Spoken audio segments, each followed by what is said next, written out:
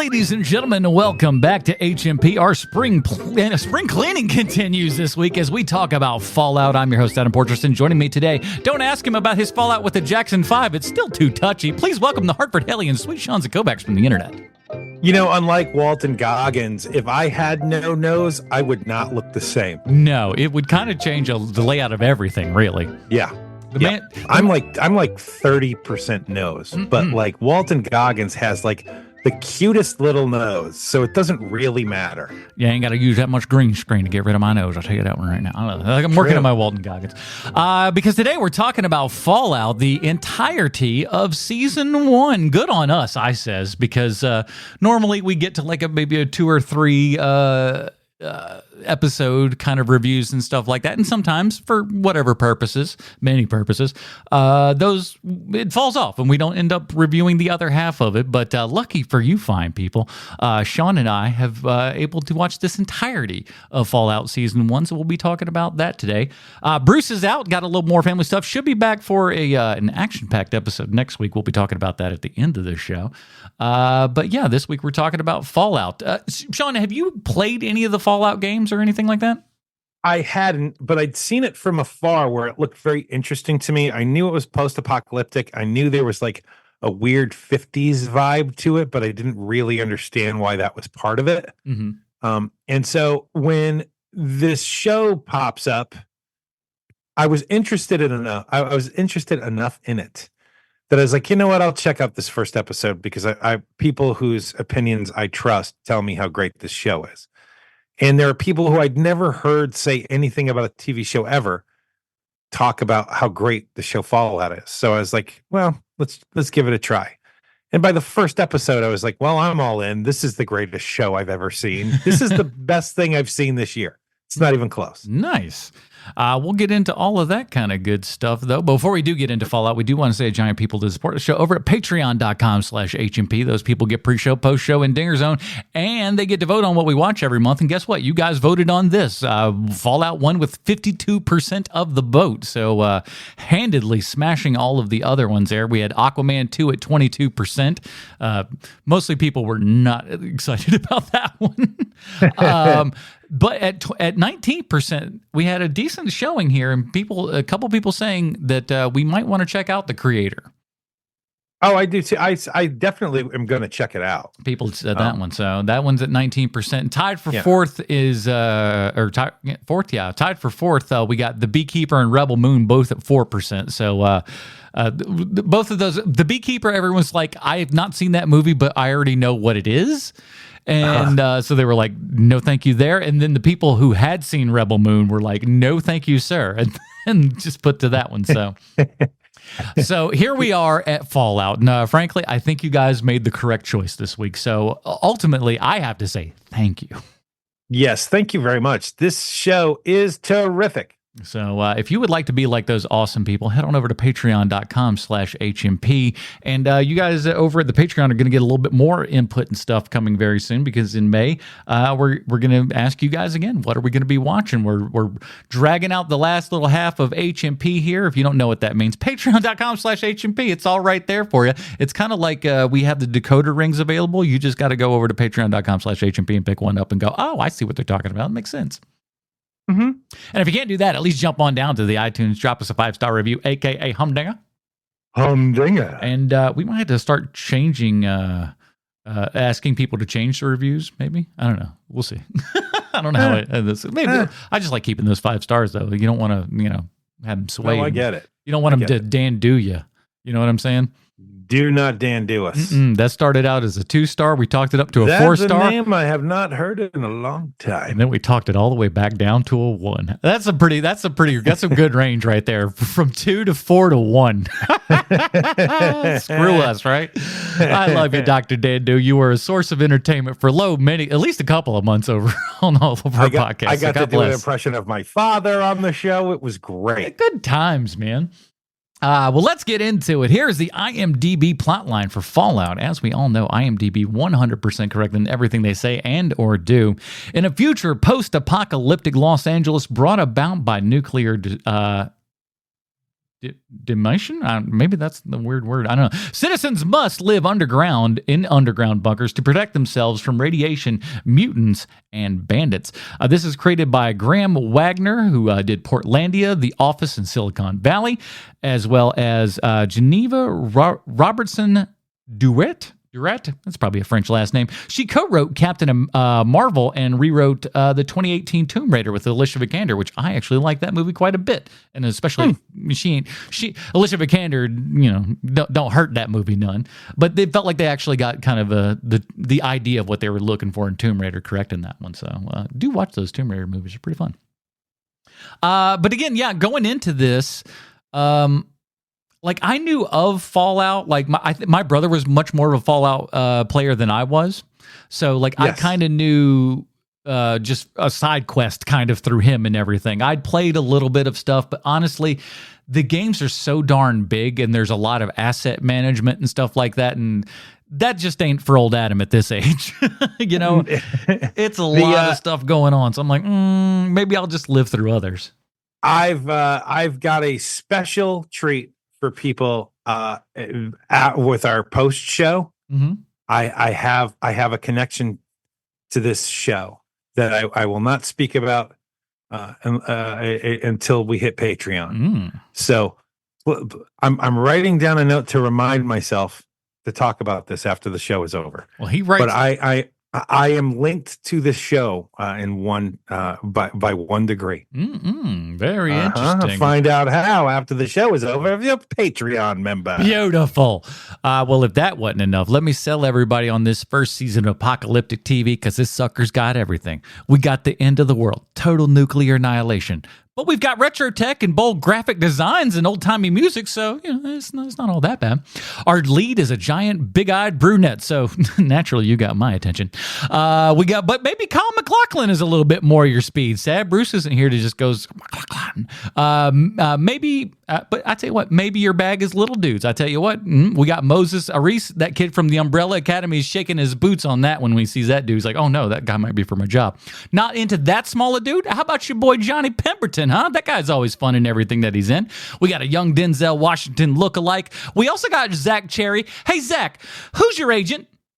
I'd like to know. You're really good. Kidding. You're really good. We love you. You're in all the great things, but I gotta say, you must give the best shoulder rubs. That's all I can imagine.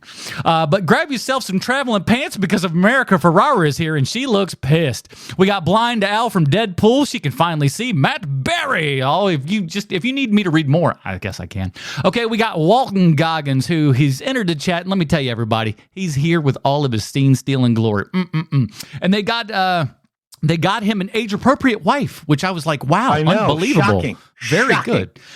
We've got Vault Experiments, Crazy Surface Dwellers, Pip Boys, and Caps. No explanation needed. I love it. We got limb chopping, head squashing, head toting, mass undressing. Don't worry, it's creepy.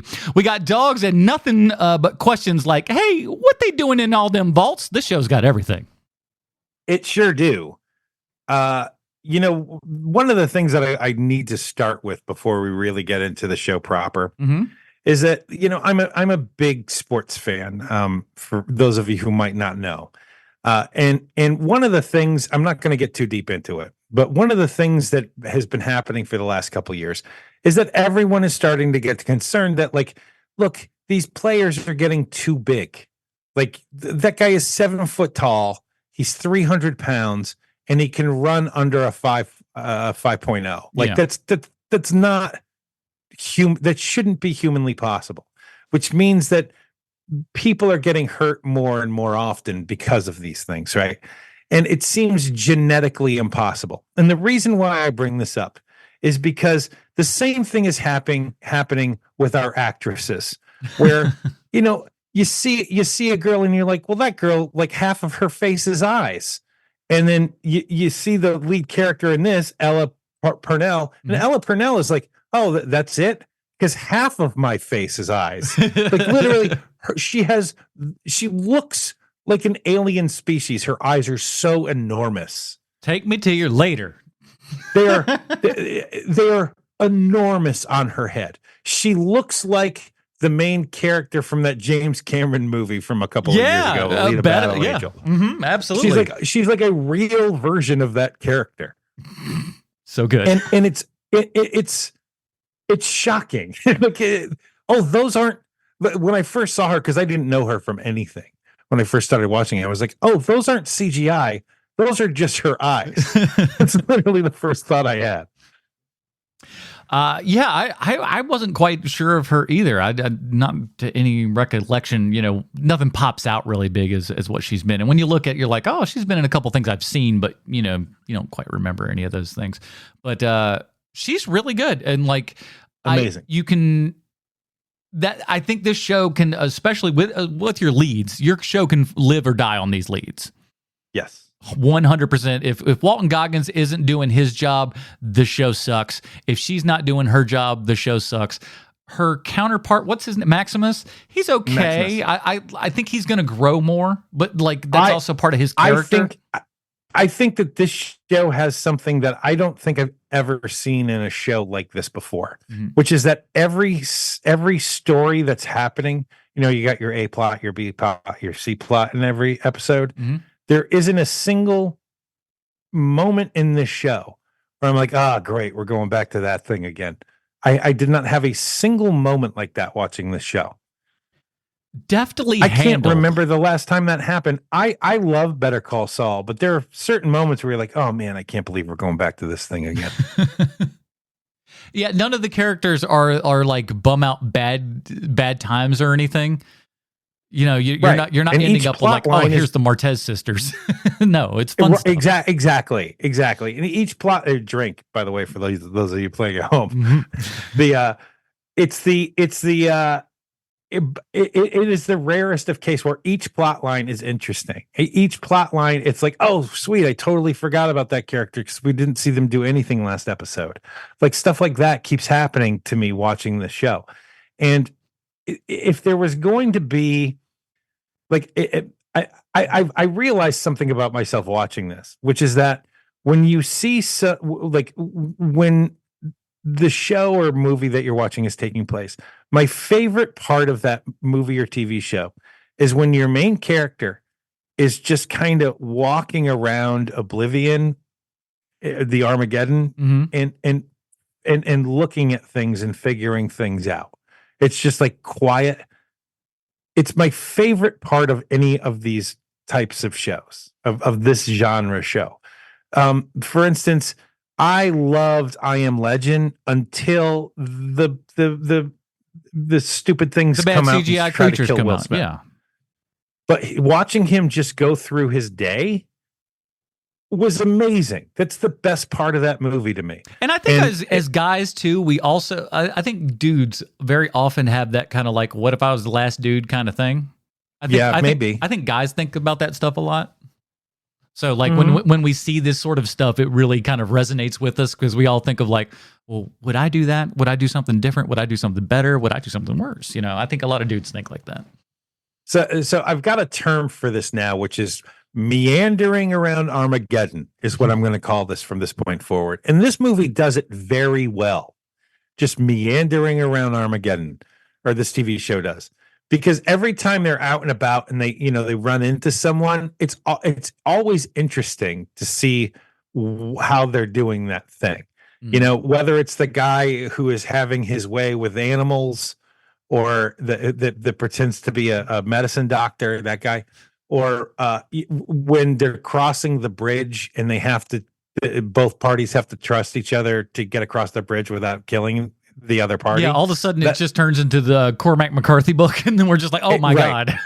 Right. And it's all of these things are great. Like I love all of these things. And they're done really well.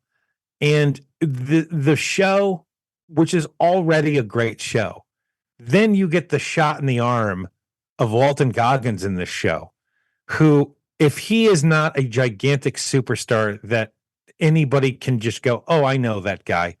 After this, we're doing it wrong, because he is a mega wattage talent from this show. Like I think that because he's been in the business forever, since he's been in the business since the early 90s, but he kind of found his way after a while, and what his screen persona should be. Oh, I need And to be a he's scumbag. That's right. and he's finally there. And the fact that he's basically playing a character that Vin Diesel wants to play in every movie he's in, just 1,000 times better because Walton Goggins is a million times better actor than Vin Diesel. It must be a little itchy for Vin Diesel. Like, man, I'm getting course corrected right now by Walton Goggins. Yeah, but at the same time, too, though, there's something I can promise you Vin Diesel's just going, you know how much money I got paid for saying I am Groot? Oh, right. So he's probably still hanging his hat on that one, though. Still a better character than his character in Fast and the Furious movies. Boom! Comedy coming through. Super depth in those Fast and Furious roles compared to Groot. I want to see him in as any lead in this show. Put Vin Diesel in this show. He would be the worst. He would be the worst. Destroy everything. It would absolutely take anyone out of it like instantly. You know, and that's one of the things with this show that another thing I'm fascinated by is that this show does something that Tarantino does well, or like The Evil Dead or Shaun of the Dead, where horrible, graphic, unbelievable violence played for comedy works. Because a lot of people get it wrong when they try it, but this show does it really, really well. Where like oh my god, when you see something happen, and it's a pretty rare thing for me when I run across that. Yeah, I love how like we're losing limbs and stuff left and right. It's like, oh, I cut off your finger, you cut off my finger, and then we just reattach, Frankenstein fingers to that. I love how we go to a drawer where there's a whole bunch of fingers, and he just goes, oh, this will fit you real well. Cram it right in there, and then you're losing a foot. Oh my god, him losing that foot, and then putting that contraption on there that just burrows into his. I am just like. There's so many moments in here where you're just crawling out of your skin when when Pemberton's taking his foot out of the sock with just his crumbled foot. Oh my God. You're just, every bit of you is just running out the door. It's good though. It's exactly what it should be. But I love the video game-ness that we're kind of bringing into everything with like your healing powers and all this kind of stuff. And that just like, hey, this is how we can kind of continue to go along. This is how this person is 200 plus years old. Just kind of just roll with it, will you? Yeah. And I wasn't sure how they were going to make that pay off. Like I get that the ghoul is 200 years old because the ghoul is, like has been nuked basically. So you never know how people are going to behave in a sci-fi movie after they've been dealing with nuclear fallout. What I couldn't understand once that turn happens where you learn that people are like, well, that would make that person 200 years old. Like, how is that? How are they going to pull that off? And once you learn the secret to that, it was like, oh wow, they really did. They've done a terrific job with this because you have political intrigue. You have the fact that like the ghoul, when you meet Walton Goggins as the ghoul, you're like, well, that's going to be the big bad guy. And nope, you're wrong. He isn't. Like it happens. I was so pleasantly surprised by so many parts of this show. Like I was certain that if we were on Maximus, like every time we'd go back to Maximus after a while, I'd be like, oh my God, you're killing me. Or even when they're in Vault 33 and you're learning about the machinations of what's happening in Vault 33, I figured because of Zach Cherry and because of that actor who is like, he seems like somebody who was like underdeveloped as a human being. I mean, and his mom came out too early. Like he looks like an unborn chicken. God does, yeah. And he's great. These characters are so great on this show. Like I keep saying, it's such a surprise that when you cut between each plot line for me, I'm not rolling my eyes like, oh great, it's another Maximus scene, or oh great, it's another Vault 33 scene. And you can't hate Lucy because that actress is great, and you can't hate Walton Goggins because Walton Goggins is great. I mean, even that older African American lady who's running Vault 33, to me, she seemed like someone who was new to acting, but she's not. She's been in acting since the 60s, but she seemed like not an act, like she wasn't acting. She seemed like like the words were just coming out of her mouth, the way that people speak. Oh yeah. It's just like I'm just this. Yeah, a realness to the character. Right. Yeah, it feels like it was coming out of a person and not like an actor portraying a person. I think that's what. Right. So imagine my surprise when I look her up and I find out that she's Blind Al from all the Deadpool movies, and I was like, "Holy cow, that's the same person!" I never would have guessed that. No, nor would I. And like, yeah, she's been in a gajillion things in one, but again. I think it's enough of like getting these good character actors that have like good faces and stuff, because like even like the pregnant lady, you're like invested in that story, and like you shouldn't be, I guess, in a weird way, but like because it's tangential to everything. It doesn't really have much to do with anything, but like if you're there, you don't hate it. You're not like, oh gosh, here we are. And you're right. Maximus feels like that could of all the characters, that could be the one that you're correct. If you go back to that one, could be like, oh God, because he's a guy who's kind of out of his element in so many cases and stuff. But one of the great things that this show does, and then that I also kind of liken it to what we saw with like with Poor Things and stuff like that, is a lot of these characters who just don't know any better, don't know any different than what they've kind of lived with and everything, and thus also us as viewers learning things as these characters are learning things. It just makes it that much more impactful. And this kid, hold on, because you keep jumping from subject to subject, and I want to get to something before I think about before I lose the thought. Sure. Which is that, when it comes to the pregnant lady, and when it comes to Lucy's brother's best friend, when they get together, they make it really interesting, because the pregnant lady keeps calling Lucy's brother's best friend by her dead husband's name, and like, put on this sweater and put on this shirt. Well, that was we're gonna have sex, and you're gonna pretend to be this person. Yeah, nothing weird about that.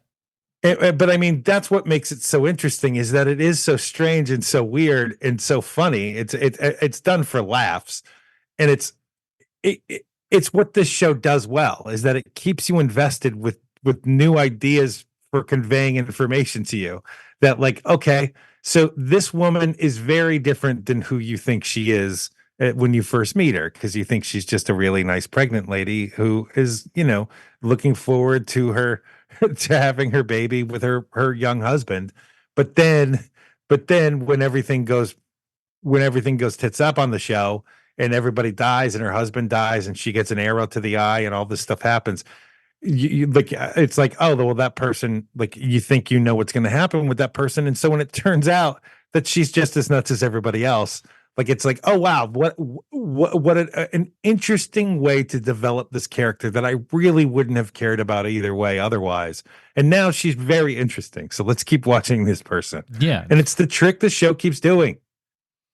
They've created the world really well and kind of introduced everything, and what they do so well is jumping back and forth between your different times, pre-explosion and everything, and just giving us those crumbs of the Cooper Howard character and like what he led up to before, kind of being the famous ghoul here and everything. Did I not see any of that stuff coming. Like him, like, man, advertising for Vault-Tec and stuff. You're like, wow, that's okay, cool. If you were to tell me, hey, I think the only reason why they hired, you think the only reason why they hired Walton Goggins to play the ghoul in the first place is because he's a good actor and he can pull it off and he can do both characters well. But actually, I think the reason why they hired him in the first place is because he does look a lot like the logo of Fallout, and that is what. Yeah. And so when you learn that he is the actual logo of the Fallout video game and of this series, it's like, it blew my mind. It blew my mind how well that was pulled off. And you know, I don't think that you watched much Westworld, right? I watched the That first season. right. I watched the first season also. And I'm fearful of, because with Jonathan, man, Nolan. names to me today. Thank you. Jonathan Nolan. The first season of Westworld is great. All the other seasons are not. And I'm hoping that with him as showrunner, that he is able to, like, oh, I've learned my lessons. Yeah. Do the right things. Don't just kind of, I like I said, I didn't get too much into season 2, so I wasn't quite sure where things went off, but I do know people were just kind of like, oh, not as good as 1. It's not. Like, the first season of Westworld is so great, and the first season of this is great, but I'm really hoping for more of this, what we got for season 1. It's just so terrific. Now, coming from not knowing anything video game wise, I know a little bit more. What were your kind of thoughts with like your Pip-Boy and caps and stuff like that? Like different terminology that I don't think would mean much to the people that haven't played the games, but how did that kind of translate for you? Well, I got the caps thing pretty fast because they explain it really well. The Pip-Boy thing, I don't know what you mean when you say that.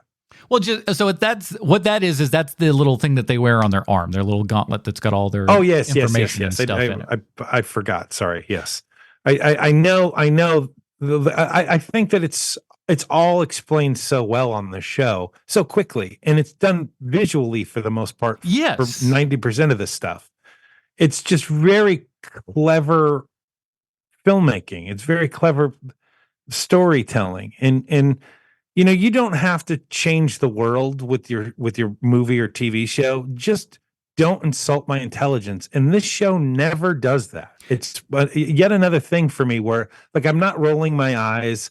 Like, when everybody loved the movie Twister, when I was like in college and everybody loved the movie Twister, it felt like I was taking crazy pills, because that movie is so stupid. That movie is so unbelievably dumb. And it seemed like that's where everything was going. So But when it's something fun. like this comes up, like Fallout, where it's like, oh, we're going to trust your intelligence enough that we're not going to spoon feed you stuff or come up with plots that are the dumbest thing you've ever heard of. Like, let's say there's a Twister that killed your father, and you want revenge on that same exact Twister that killed your father It 20 makes years sense ago. to me. So that's what I mean by this. And so when something like this comes across, like when I'm trying to pitch something like this to someone who I don't know very well, I just say to them, it is the coolest, best show, and you are totally missing out. That's all I will say to them when it comes to a show like this, because I've learned over time, you can't use words like the best show ever, Yeah. or like stuff like that. Like, you can't say stuff like that, because people are like, well, I immediately don't like it then. Yeah. And this is one of those shows where it's just like, it's really cool, and you're missing out if you don't see it. I don't know how good the information can be, but this show's got to be unbelievably expensive. I don't know the answer to that, but I would think that you're probably looking at just under the last season of Game of Thrones money being used on this show. Yeah, because I mean, like, there's actual like mini sets being built and stuff like that, and it's just like a lot. Like, I mean, the vault stuff alone, there's several vaults alone that they're having to deal with and everything. Well, the vaults, they're tricking you, because the vaults, they're just using the same sets over and over again. Yeah, they could probably just redress, I would imagine. Right, but in different camera angles. But for things like when you're going into Border Town or whatever that place is, Philly, when you're going into Philly. Like that set, they're only there for the one episode, and then they come back briefly for another episode, and not even that long, not even that long.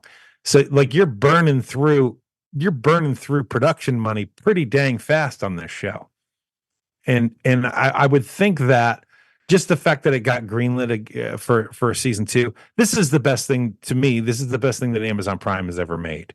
Like, this is their show. What they wanted their stupid Lord of the Rings thing to be, oh man, is what this show actually is. Yeah, the fun that we're having with this show is what they wanted people to have with Lord of the Rings. They were like, "Oh, listen, this is going to be great. People know this. It's a franchise that's already kind of well established and everything. We'll just give people what they want." And then they don't, and then we're like, "We don't want this. What is this? Why did you decide that this was what we wanted?" And it's not. But the funny part is I'm hearing there's a small, very small contingency of people that have a couple of like nitpicks and complaints with this show, and they're so stupid and dumb. I mean, we're used to that from being comic book nerds. Like, oh yeah, I mean, I remember all the like he's not a blonde guy. Like you would hear stuff like that in the early 2000s, and it's like just let it go. They're like in this one. They're like, the that's mask, a black guy now. Get out of here. the mask for the night opens in the front. That's not correct. And like, that's what you're complaining about. Go talk to the people that watch the Halo show on Paramount Plus. Talk to them. Those people, like those are people that got legit complaints and like, real gripes. There's like, hey, a character that never takes his helmet off. Nope, we're gonna have him with his helmet off all of the time. Main characters in stories doesn't matter. We're gonna kill them off. Who cares?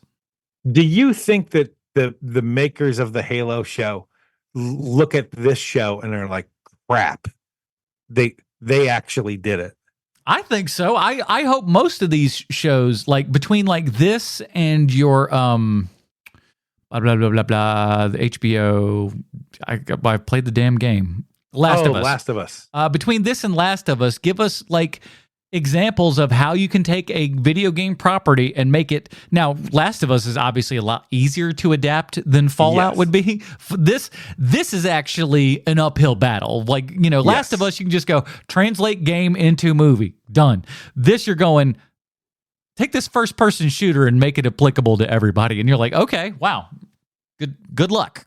I wouldn't have come up with this. And I think it's just being able, I love these characters figuring out what all the different vaults are for and how, and again, they don't really explain that. They don't set it up early.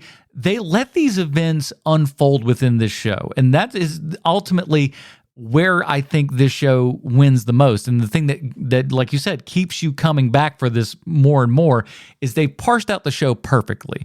You have the beginning stuff where before the nuclear explosion, so you set up Walton Goggins' character, then we get into this past, and then we kind of can keep going back and forth, learning more and more stuff about his character and everything.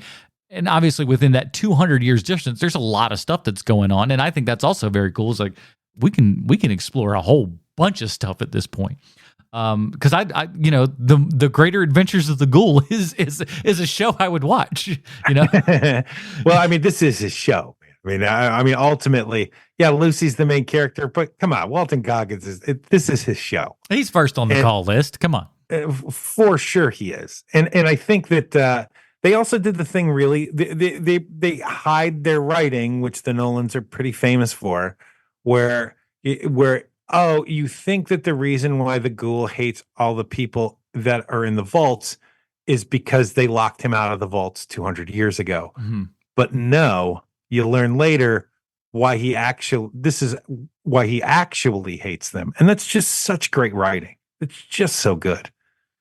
And I love the little serums and stuff. We kind of give him like, his weakness and everything, which is great. So we can kind of hold that over. But also we inform who the Lucy character is of like, she goes, listen, it's the golden rule. You do unto others as you would have them do to you. And so on her way out, drops those things out. But ultimately, though, the good part is, again, great story writing for the show is it leads to something. You think that she is going to need him later on in the story, and what a great way for her to just kind of show you who that character is and give an excuse for that character to come back and rejoin with her later.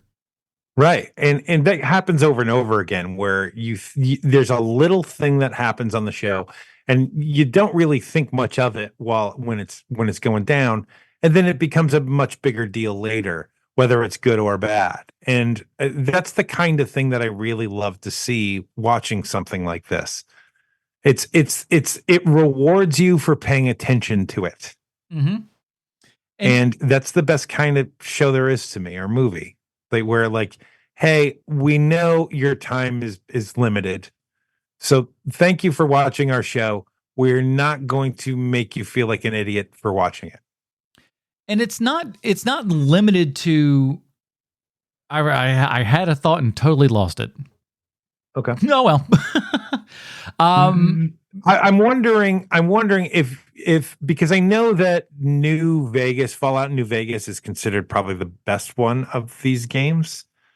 I'm wondering if there are people who want to go back and give those games that they didn't like another try because the show is so good. I've heard as such. I've heard there's been some, people are like, oh, maybe we ought to check out these games and stuff now because a lot of folks, had no real prior connection to them or anything like that. And they're an interesting set of games, especially if you kind of go back to the over the head view and everything, like the way back ones. Because again, this is a series that's been back since that was, a thing where you're just like, nope, that's as good a graphics as we can get. Ooh. Right. All the way up to, great current gen games and stuff like that. And they've just kind of evolved and stuff and just made this really great kind of RPG and everything that's not a lot of people have been doing it as well as the folks over at Bethesda have. And like they've kind of earned their reputation, to be honest. Well, that's kind of what they're known for, right? That Bethesda is really good at making games and they don't treat their people terribly. Yeah, that seems to be. That's how they are in my head. I don't know how true that is, but they're one of the better companies when it comes to their own people. And they're always a group that, like, when they're coming out with something, you have to go like, okay, let's at least see what they're doing over there at Bethesda, because they tend to have their heads on straight for the most part. Some people go say otherwise for some things, but different strokes for different folks. So the guy that is Titus's sidekick, I don't know what the actual name of his job is called. I can't remember. But the guy who's following around Titus, that's actually Maximus pretending to be Titus. Right. Thaddeus is the character's name. Thaddeus, right. Mm-hmm. That actor is Johnny Pemberton. Pemberton? Correct. Pemberton. Mm-hmm. And he is the rare kind of actor that every time you see him in something, you just want to punch the guy in the face. Mm-hmm. And that's how he gets the roles he gets. He just has a really great punchable face. And I think that we're going to be seeing him for a long time, because even though right now he's fairly young, he already looks kind of like an old man. Yeah, he's got a little beat up quality to him. So it seems like he's we're going to be seeing him get the crap beat out of him in movies and TV shows for many, many decades to come, I think, because he's great in this. I can't stand that guy when you first meet him. You hate that guy. Oh yeah. But then like later on, he's like, hey, I sure wish that we would have treated him better. And then when he reveals who he actually is, he immediately is like, you piece of garbage. Yeah, you're a piece of crap. He's just like, nope. Already, you kept looking. I don't know about you, but I kept going like, how long is he going to be able to pull this ruse off? I did not want to see. There was a movie that completely breaks that tradition, where like at the like towards the third act, the reveal happens, and then the main character has to face the consequences, kind of a thing. Mm-hmm. But there's one movie that breaks that, which is The Man Who Knew Too Little. That Bill Murray movie, when Bill Murray really wasn't making good movies anymore for a while, before the Wes Anderson resurgence. And that movie breaks all the rules, where the man who knew too little is never wise to what's happening. Ever. The entire movie happens, and there's never that 3-act structure where, like, it is revealed, oh, you don't know as much as you think you know. You're actually an idiot. And then he has to solve the crime anyway. Mm-hmm. That never happens in that movie. And so I call that the man who knew too little syndrome, whenever, like, how much longer are they going to go with this? And that movie's always in the back of my head. That movie is awful. Don't ever see that movie. Just know that that's what happens in that movie, is he never learns his lesson. I like never learned your lessons. Johnny Pemberton does a little stand-up comedy as well. Oh, that makes sense. Yeah. There's a lot of stand-up comedians I want to punch in the face. Yeah. So, but he's what little bit of stand-up I've seen from him, some funny stuff. Funny enough. Good. Better than what your average kind of. You never know. you never know, man. Sometimes you're like, oh. Thank heavens you have some punchlines and stuff in there. But I think he leans also into kind of like who he is, what he kind of looks like, and stuff like that, which I think is smart. But he's yeah. Oh, he's smart to do it. But to answer your question, he's like my age, so. Oh, is he? Yeah, it's a little older than I would expect it, but yeah, he does look like he's got that young and old look at the same time. Yeah, he does. It's the look that you want because he's weird looking. Yeah, it's like you could be 45 or you could play like 28. Yeah, he's what Hollywood used to put in the high school role. Yeah, where it's like that guy's 40 and he's in your high school movie. What are you doing? Listen, man, if you put him around the right size high school kid, I might buy it. Them high school kids is big these days. I don't know what it is. I delivered some cake and stuff to like different schools and whatnot. You go around these middle schools and stuff, these kids are ginormous. Unbelievable. I don't know what they put in them kids' lunches at the school, but my God, it's got some growth hormone or something in it because they're growing up big over there. So Johnny Pemberton, holy crap. Lucy's brother, the actor who plays Lucy's brother, Moises Arias, is that how you pronounce it? Yeah. Moises Arias. He has been around forever. He's in Nacho Libre. Yeah. That's crazy. Dude's been he's one of those you look at him and he's got a face. He's got one of them faces that he could easily be one of those character dudes that you see in something like that. Can I say something? This is without maybe seeming weird. I love this little guy. He's just a tiny little guy and like just the perfect little package of a tiny man, and I kind of love it. He's just like adorable. He's got like a really he looks like he's thinking all the time, which is great because it feels like that character's like really into it and stuff. And so I think he's fantastic. If they're ever going to do a live action Rudolph the Red-Nosed Reindeer, here's your Hermie right here. This is your actor. That's right. He wants to be a dentist. That's all. Man. Pretty good casting. You're welcome, everybody. Mike what's his name? Jerry Bruckheimer's like, write that down. Because that's who would be doing that movie too. The voice of Rudolph is going to be played by somebody ridiculous. If it's Jerry Bruckheimer. I was kind of like, again, I want to mention his Walton Goggins' wife in this. She was really good. She's great. She was really good. So appropriately aged in Hollywood. So lovely to see that. It is. It's so good. And when you meet her for the first time, where he's having that scene at the craft services table, such a good way to introduce that character. I've got to say, if you want me to be half on board before I ever know what you're doing, use retrofuturism, and I'm going to be. I'm already halfway there for whatever your project is. It's so. I good. love retrofuturism. It is so cool. If Tomorrowland was a better movie, because I love the look of the things in Tomorrowland, I just hate the plot of that movie. It's awful. Yeah, I can't remember it. I just remember it being boring and like 15 minutes in going like, oh, this is going to be the rest of the movie, isn't it? There's a secret level of reality or something. I can't remember. It was so dumb. Swing and a miss, Brad Bird. So sorry.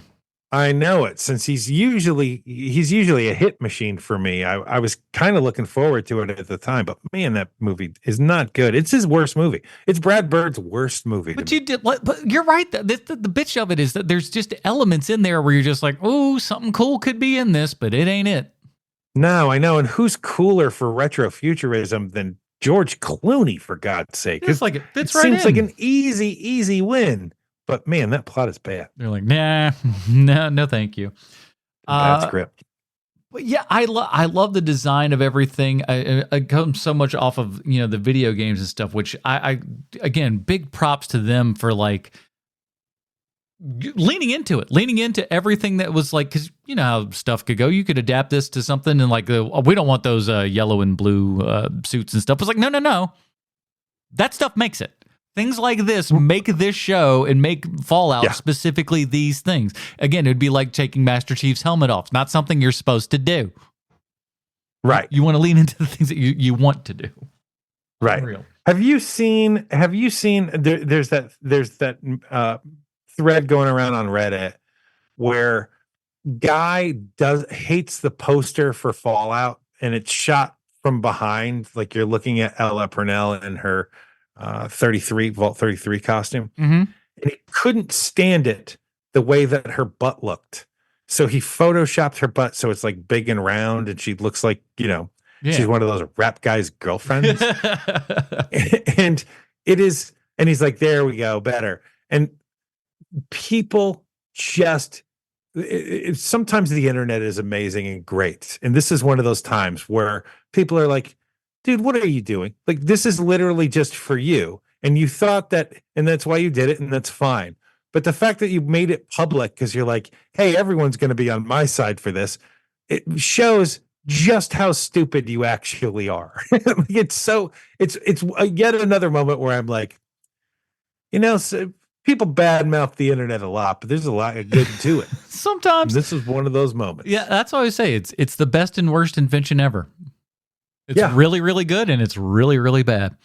Speaking of bad, things. I was awful bad because you know what? I'm terrible. I'm gonna sit there and I'm gonna call myself out right now. I feel bad. I feel bad. Feel terrible. That's not America Ferrara. I apologize. No. I apologize. She favors her a little. She does. The haircut with the eyebrows and the face. She looks. I just thought they aged her up and made her for the, she'd lived 200 years or something. Right. Incorrect. Chantra Sarita Chowdhury. Chowdhury? She's good. She's not America Ferrara though. Mucho apologies from me. Sorry about that, everybody. She's on Homeland. She's Saul's wife. Oh, is that right? Okay. Yeah. Cool. I love the music. I love the again. This so good. Goes back to original kind of Fallout stuff with everything. Just beautiful. Just the perfect bits. And again, it goes into the future retroism of everything. We're having music from the 30s and 20s and stuff, infusing that with stuff in the way first 22nd century at this point with everything. And it's very cool. Like, how there's certain shows that just completely own a style of music. Mm-hmm. Like, I think that champagne music that plays for Always Sunny in Philadelphia. Oh, yeah. If you ever hear that music anywhere now, you're like, well, that's Always Sunny in Philadelphia. And for this could be that show where you hear music that sounds like Christmas music, but is in fact not actually Christmas music. It will be part of Fallout. You will think of Fallout. And I wonder what it does for, because I kind of want to see it. They're always still same kind of error when we got into that was BioShock. Oh, they did the same thing for BioShock. They used that music. Yeah, there's a lot of kind of there's a lot of retrofuturism stuff, but underwater. Which is really cool. And then again, you have the whole. There's a lot of like some Orwell sort of stuff, some Ayn Rand sort of stuff. It's like all kinds of weird and interesting things. What's his name from the Pirates movie was going to direct it at one point. Oh, really? Yeah, way back when. So that movie. Yeah, the guy who directed Rango also. Yeah, he was going to do that. He was going to do a BioShock, and everybody's like, "Ooh, that guy would be a good choice for that." And by the way, the girl that's in this looks like the girl who was in the BioShock Infinite. So again, these are more just video game things for the handful of people that'll go like, "Yeah, she does look like that girl." When you say the girl, do you mean Ella Purnell? Is that yes? Lucy McLean, which by the way, Lucy McLean, hello, lovely, hilarious. It is Leanne, MacLean. So, but it's not the unfortunate Lucy McLean here, McLean residence. Exactly, you're talking to the biggest diehard fan you know. So the second that Lucy McLean's name came up, I was like, oh wow, just so good. I was like, all right, I'm all for this. Colin McLaughlin, we didn't really talk about any. Nice seeing him back and stuff. What I want to know is that for Kyle MacLachlan. Does he have to audition for this part, or do they just give it to him? Is he that big a name now, do you think? Oh, he's got to be big enough at this point. Is he? Because the only thing that I really ever know him from is from all of the Dune stuff and that director. Like I only know him from all of that.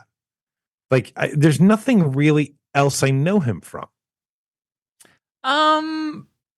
I mean, that's obviously your big one there and everything, but I don't know. Maybe he's just kind of become one of those guys, you know? Yeah. Where they're just like, hey, you once did something. If you can come in, oh God, I can't believe it. We almost talk about let's get to the real one of those dudes in this show. In this show, when Eric Estrada shows up, son. Oh man, pulling a performance of a lifetime for that guy. I almost flipped out, man. It was insane. I'm like, first of all, he's in something that has a budget over $100,000. Good for you. Yeah. Second of all, son is acting. I'm like, wow. Like actually acting, not winking at the camera like, hey, I know I'm better than this, but here I am. But no, he looks like, I mean this in a good way. He looks great. Yeah, he looks great, terrible great. You know what I mean? Because they made him up to look like he's, strung out to the end of humanity as the character would be. But so good. I was just big shocked. And then the other great cameo of what's Matt Berry. What's that? The Matt Berry. The Matt Berry one, yes. But the other Chris Parnell is the one-eyed. Oh, Chris Parnell is the one-eyed guy. Which, by the way, is it not insanely weird that you've got your one eye, it's in the middle, but yet still two independent eyebrows? Well, he didn't. It's not natural selection that got him there. It's nuclear fallout that got him there. So he's gonna be, that's gonna happen. The weird Fred Armisen cameo, love that. Man, oh man, he. I don't know. I'm going to say something that's going to make some people mad. Okay. I don't know if he's ever done anything that's made me laugh, but I like him. I don't know how funny Fred Armisen is, but I think that I still like him anyway. There's several moments where I've just like, when he played that dictator or whatever with the straight to jail little monologues that he did, is like where he would go through every offense, is like, you will not believe it, but straight to jail. Very, very funny. But like I think you're right. There's like, he's an odd duck, Fred Armisen. Yeah. But at the same time too, like listening to that horrible, fiddle music and everything, and him, and like just the awful sour notes throughout all of it. Mm-hmm. I also see Fred Armisen, the man, really digging on that and stuff, because he is like a weird music guy and stuff too. He's a strange, but he's infinitely fascinating to me, Fred Armisen, because like, I don't know what his actual real life personality is. I think he's I feel like he's an alien, like in a fun way. He got on the show because one of the co-producers and writers of the show was a writer and co-producer on Portlandia, and I'm sure she called him and was like, "Hey, can you do us a favor and just show up here?" And so I'm sure that's what happened. Oh, and I was also talk about using the voice changer to the abilities and everything. When Michael Rappaport is underneath the night costume, oh man, who saw that one coming? Man. I know, it's not even a Spike Lee movie and he's in it. Unbelievable. It was just like, wow, you took 5 minutes out of your day to do this one. Rappaport, good for you. Good for you. Yeah. He's an interesting guy. That's all I'll say about him. There's part of me that would love and hate to have a couple beers with that guy. I think it could be great, and it could be very, very bad. It could. And I think you'd be flipping a coin as to which would be which in that particular. I think it depends on the day, quite honestly. Yeah. Just get them on the right time and you're having a good one. You hit them on the other right time, not so much. Well, let's get it. Before we get to our final review of season 1 of Fallout, we have to ask ourselves one very important question: is how does this Amazon Prime television show relate back 1-to-1 with Sylvester Stallone? Why, thank you, Adam. I have a prepared statement. Oh. Okie dokie, Mr. Stallone. Today, I'd like to talk to you about casting director John Papsadera. He's been working in the casting department of TV and film since 1995, but more recently, he worked on the Suicide Squad, which you were also involved in. And there's your Stallone connection this week. But the thing I'd like to talk to you about is the 2020 John Paps. Was that in night? Man, every time now. I used to be able to get through these, no problem.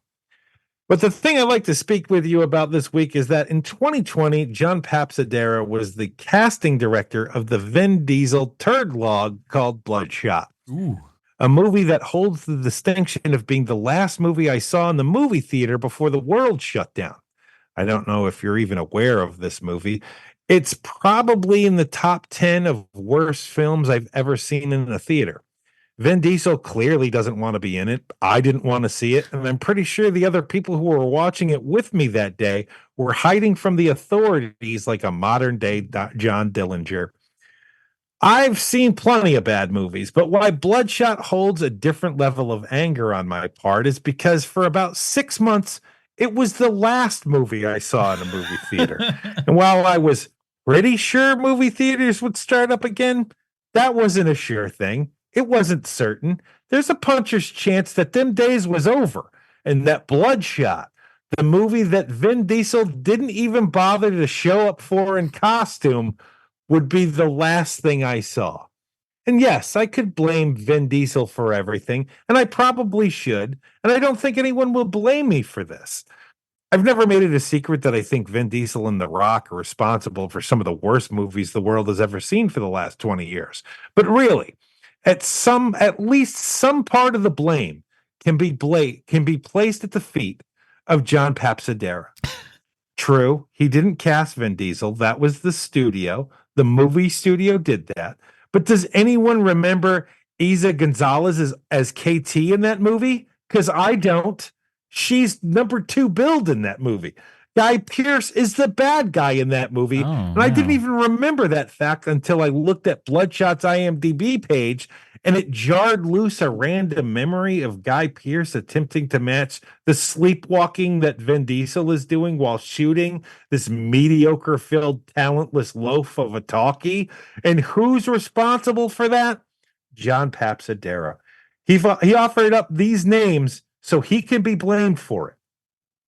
He's gone on to do some great work on projects like Yellowstone, the Yellowstone spinoff, 1897 or whatever it's called, because I refuse to look it up. He also provided casting for the other Yellowstone spinoff, Space 1999 or whatever that's called. I would watch that show. So the next time you're watching a rerun of Prison Break and you think to yourself, wow, Jodie Lynn O'Keefe is really miscast in this. Remember, part of that blame goes to John Papsadera, because he brought her into the room in the first place. Because Jodie Lynn O'Keefe is a good actor. But Jodie Lynn O'Keefe shouldn't be in Prison Break. And that's your Stallone connection this week. Casting director John Papsadera. I hope to hear from you soon. We only have 4 weeks of this left. Your pal, the Hartford Hellion. I wish that show would have been better. But Prison Break? Yeah, I mean, like if it was just like the first season, they just kind of did like a big maxi series or whatever, and like you just did your first season that's what and it should done. be, right? It should be 12 episodes of a show and done. Yeah, it would have been. It would have been really great because like the premise is good. All the elements were there. It's just like once they got out of the jail, they're like, well, shit, what do we do now? Yeah. Well, the show's over is what it is. It's called Prison Break. They're like, we're going to lock them in another prison. They're going to have to get out of that one. Is that what happened on that show? Yes. Wow. Yes. Wow. They went to another prison for season 2, if memory serves. Ugh, no, thank you. But he has the big tattoo on his back. How are they supposed to get out now? I don't know. But I will say this, though. They had a little phone number on there that you could call which this show also has a phone number. Somebody called it on TikTok. I saw it, but I don't know what happened. But the little number that you see on the screen, go ahead and call that number. You can do that. It leads you to a thing. Just like in Prison Break, it led you to him leaving like a voicemail or something like that. I like when shows do little silly, stupid things like that. So fun. Here at H&P, we have our own patented Robin rating system. Sean, where does Fallout Season 1 fall in the Robin rating system for you? This is Dick Grayson. This is the best thing I've seen as far as like degular TV shows go. This is the best. It doesn't get better than this. Like, you're not going to out Fallout. Like, they've done it. Yeah. You know, they're going to make a season 2. Hopefully it's at the same level that this is. But if it isn't, we've still got the first season of Fallout. This thing is just, it's just perfect. It's not something that's going to change your life, but it sure is fun as hell watching it. And so for me, it's a Dick Grayson. There's enough great little elements in it, and it definitely is the sum of its parts. All of this stuff is good, but all of this stuff put together and orchestrated the way that it is what makes the show work. And that's just, just the deft hands at play with this. And that's what was so refreshing to me because we don't see that a whole bunch these days. And again, 8 episodes was perfect. It gets us nice in that nice little hot spot right there. You're good to go. The only problem is that we got to wait for season 2. Yeah. So Dick Grayson for me as well. Super nice, good. Really. Yeah. I'm shocked at how much I enjoyed it. I thought I was going to enjoy it, but real good. To me, I really thought to myself, well, nothing is going to beat The Last of Us. Like, that 3rd episode of The Last of Us is some of the best writing we've ever seen from a series television show. And I was like, the fact that you're going back to this well with another video game show that you put a lot of budget into, like, this is a huge mistake. But I wanted to see it anyway because I'd heard good things. But my God, man, like, they really pulled it off. They pulled it off. There's 2 great video game things now. It's incredible. Yeah, and hopefully that'll start to trickle into people's minds of, like, you want to give them something that's closer to the thing that they like. Yeah. If you change stuff up too much, it's like it no longer is the thing that you were interested in to begin with. Now, you don't want it to be verbatim, but that's also the cool thing about, like, this with Fallout and stuff is, like, it ain't a 1-to-1 like your Last of Us. Last of Us is practically the movie's the game and the game and the movie, kind of more or less. I don't know Fallout enough, the game. I don't know it enough. Does it have, how Marvel pulls that trick off of, like, look, this is not the exact thing like Civil War, right? Like, the Civil War comic books, that whole miniseries that was happening in Marvel at the time is so totally different than the Civil War in the Marvel movies. Right. But the feeling of it is there. Enough of the generalized elements to go, oh, this is familiar enough, but not so retready, So I'm wondering if Fallout accomplishes that, is my question. The TV show, does it match the feeling of the game? It does to me. It does to me of, like, because you have that, like, your inner vault world and everything, and then you're going out and you're going into this dangerous place. You do have these limited resources, and a lot of that is kind of just, managing your resources, exploring, this desolate place and everything, and coming across these wild and crazy creatures that could just, eat your face right off. And then all the different, story machinations within that. Again, I was more of a watching other folks play and enjoy it, and, like, enjoying that stuff from afar, and again, that's way too many hours for me to throw into a game. I'd love to do it, but not these days. Yeah, I get it, man. It's the reason why I didn't start playing Fallout New Vegas, is that you can play it if you have a PlayStation subscription, you can play it for free. But I cannot get into it. It's just called, all right, go ahead and set yourself apart some time. And it's like, I do not have the time. Not these days, unfortunately. Waiting for us to get rich. Hit that lotto coming on. That's got to happen sometime soon, right? Anyway. Sure. Hopefully you felt like you've hit the lotto with this episode here and everything. Cash in your chips. Well, you head on over to patreon.com/HMP. Help support this show and see where we're going in the future. In the meantime, we'll talk about what we're going to do next week. Sean, tell us about the Acolyte. What in the world's going to happen with that thing? So we are, as hard to believe as this is, we are a month away from a brand new Star Wars show called The Acolyte. That it could be good. It could be bad. We don't know.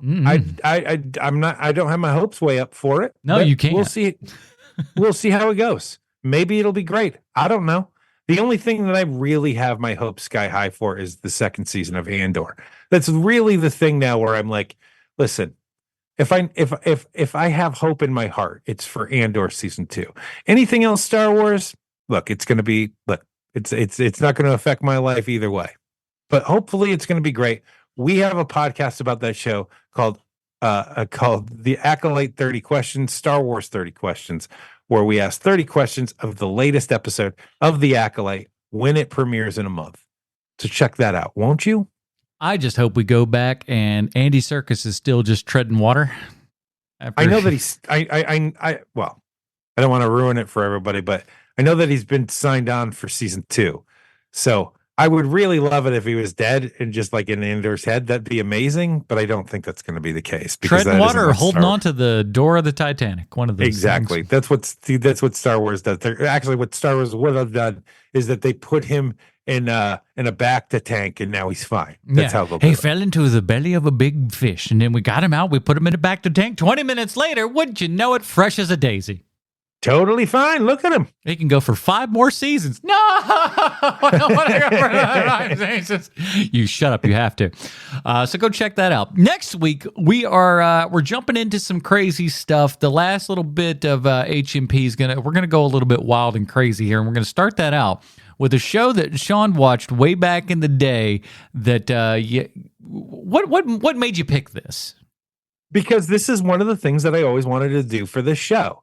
Is that Automan was a superhero that was created by Desi Arnaz Jr. on the show.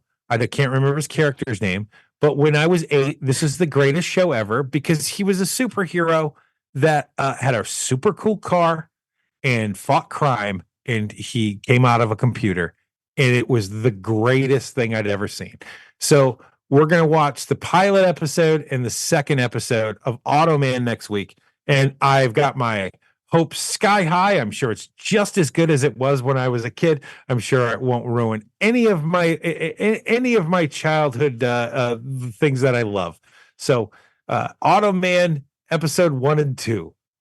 I cannot wait. It's going to be amazing. You also on run YouTube if you want to watch it. Yeah, you also run the risk of it also just being everything you wanted and more. It's true. It could be one of those things where I'm like, why did I keep watching TV shows? They literally nailed it. They've been putting it on free for YouTube forever. Why have I been wasting my time watching, I don't know, what's on television these days? ER. ER. Shut been on the air in 30 years. ER. The Adventures of Briscoe County Jr. Oh, man, I'd watch that show again. That is it, everybody. Join us next week when we're talking the first 2 episodes from Automan from 1983 for the absent Bruce Leslie and Shaw, the Harper Helly and Shaw, sweet shots of Kovacs from the internet. I'm Portia. Stay super, everybody. Bye, Marty and Evie.